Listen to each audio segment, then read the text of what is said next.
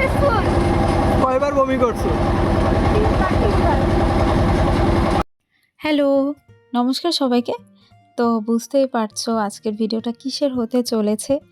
তো আজকের ভিডিওটা অনেস্টলি বলতে গেলে এটা আমার নিজের জন্যই করা, কারণ আর 2-1 বছর পর কোথায় থাকবো না থাকবো তার কোনো ঠিক নেই। তো এটা হচ্ছে আমার একটা বড় স্মৃতি হিসেবে থাকবে। তো এই যে আমরা আজকে চলে যাচ্ছি হচ্ছে পেয়ারা বাগান।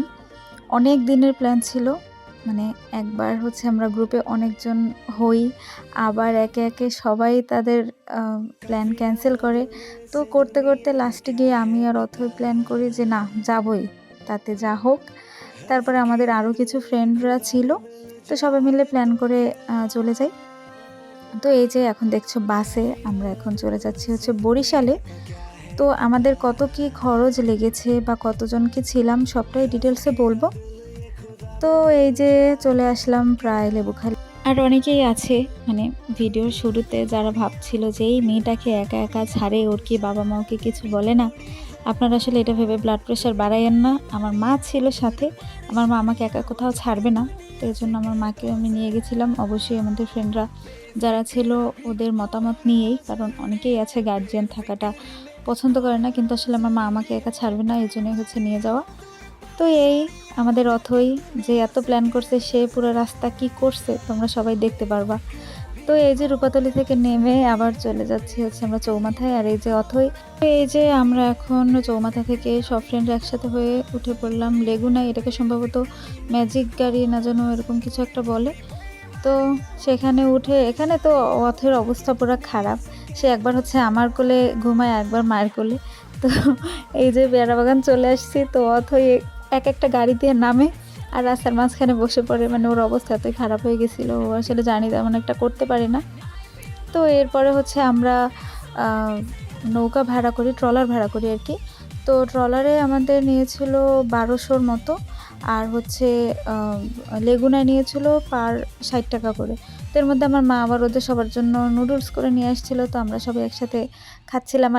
আর এইটা হলো আমাদের বউ জামাই, মানে এত রোদ ছিল, ওরা হচ্ছে গামছা মাথায় দিয়ে রাখছিল। তো আমি আবার বলছিলাম যে বাসি বিয়ের দিন যেভাবে স্নান করে না একসাথে নতুন বউ, ওরকম লাগতেছে তোদের। তো অথই বলতেছে আমি এখন পুরো অ্যাক্টিভ। আর এই যে ফুলটা, এটার না একটা মজার স্টোরি আছে, এটা তোমাদের আমি একটু পরে বলবো।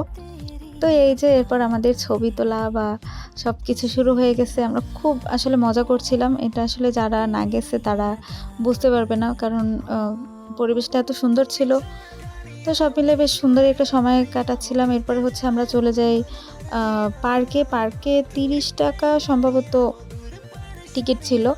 তো এই জায়গাটা উঠে না, মানে তোমার একটা পাহাড় পাহাড় ফিল পাবা পুরো আশেপাশে, মানে মনে হয়েছে কি যে পাহাড় ছিল আর একটু উঁচুতে ছিল জায়গাটা। তো তারপরে হচ্ছে সবাই আমরা বাদরের মতো গাছে উঠে গেছি, এই হচ্ছে অবস্থা।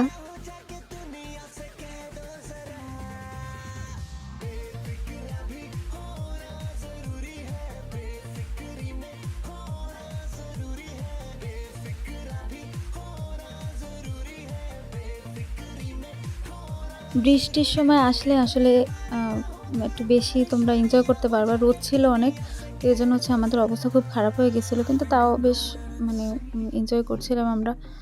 তো ওয়েদারটা খুবই ভালো ছিল, কিন্তু একটু গরম ছিল এই আর কি। তারপর হচ্ছে আমরা একসাথে আইসক্রিম কিনে আমরা আইসক্রিম খাই।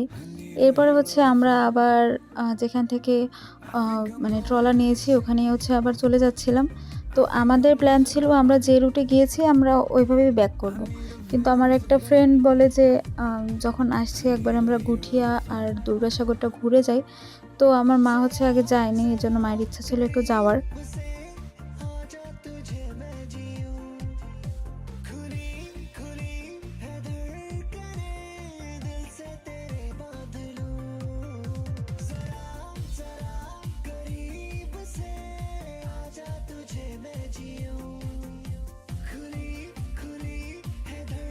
তো এরপরে হচ্ছে আমরা পেয়ারাও কিনে নিই এখানে।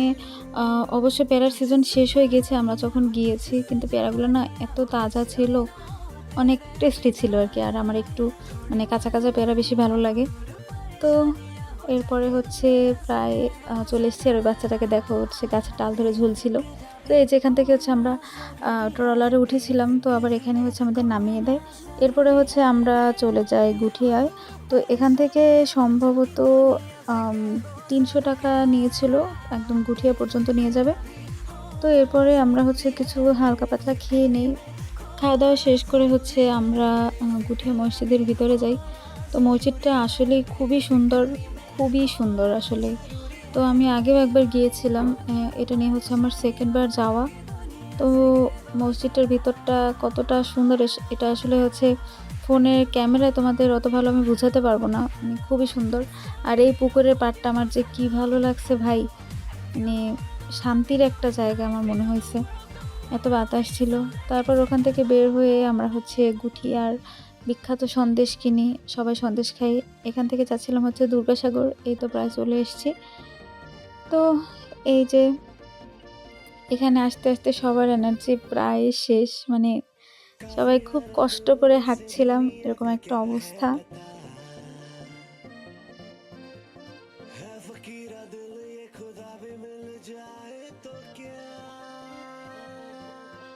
এইখানে বসে বসে হচ্ছে আমরা আমাদের নেক্সট ট্যুর প্ল্যান করছিলাম যে কোথায় কি যাব নেক্সট। তো এরপরে হচ্ছে এই যে পাশে যে কিছু ময়ূর ছিল, বানর ছিল, আরও হরিণ টরিণ ছিল। তো আমরা আবার একটু কাছে গিয়ে ভিডিও টিডিও করি। আর এখানটা এসে হচ্ছে সবাই বাচ্চা হয়ে যায়, ওদের অবস্থাটা দেখো, মানে সবাই যে যার মতো পারছিল যে ওদের বাচ্চাদের এগুলো নিয়ে খেলছিল। তো কিছুক্ষণ পরে হচ্ছে আমরা চলে যাই পুরো দুর্গাসাগরটা একটা রাউন্ড দিতে। তো এখানে হচ্ছে সামনে আরও একটা এরকম পার্ক টাইপের ছিল, মানে বাচ্চাদের খেলার। তো ওরা হচ্ছে সেখানে উঠতে যায়, কিন্তু ওখানে হচ্ছে কাজ চলছিল, তো ওদের বলছিল এই তোমরা এখানে উঠো না, কাজ চলছিল। তো এরপর হচ্ছে আমরা কিছুক্ষণ পর বের হয়ে যাই। তো এখানে হচ্ছে সজীব আর রতন, এরা দুজন হচ্ছে বরিশাল থেকে যাবে, আর আমরা হচ্ছে পটুয়াখালী চলে আসব। তো এই যে এরা একজন হচ্ছে নেমে গিয়েছে, রতন হচ্ছে এখন চলে যাবে, আর সজীব হচ্ছে আর কিছুক্ষণ পর নেমে যাবে। তো বাসে উঠে হচ্ছে আমরা এমন ঘুম দেই, এক ঘুমে হচ্ছে আমরা লেবুখালী এসে আমার ঘুম ভাঙে। তো আজকের দিনটা অনেক লম্বা একটা দিন ছিল। তো বাসায় আসার পরে হচ্ছে আমরা মোটামুটি খরচ হিসাব করি, তাতে মোটামুটি 600 650 করে এক একজনের লেগেছিল। এটা হচ্ছে বলা এই কারণেই, কারণ অনেকেই আছো যারা যেতে চাচ্ছ কিন্তু ভাবছো কত কি কষ্ট পড়ে, এজন্য যেতে পারছো না বা সাহস করছো না, যেমনটা আমরা করেছিলাম আর কি। তো এজন্যই হচ্ছে আমি সব কিছু ডিটেলসে বলি, তো অবশ্যই যেও। তো বাসায় আসার পরে কাগজটা খুলে আর মজার ঘটনা যেটা হয়েছিল সেটা তো তোমরা দেখতেই পারছো। এখানে একজনের টিকটক অ্যাকাউন্ট নাম্বার টাম্বার সব দিয়ে রাখছিল। তো যারা টিকটক করো একটু সাপোর্ট করে দিও ভাই, আমি কিন্তু টিকটক মানে করি না, আর প্লাস আমার কোনো অ্যাকাউন্টও নাই, নাহলে ভাইটির অ্যাকাউন্ট আমি অবশ্যই সাপোর্ট করতাম। তো তোমরা যারা আছো একটু সাপোর্ট করে দিও। তো আজকের ভিডিওটা এই পর্যন্তই, টাটা, ভালো থাকো সবাই।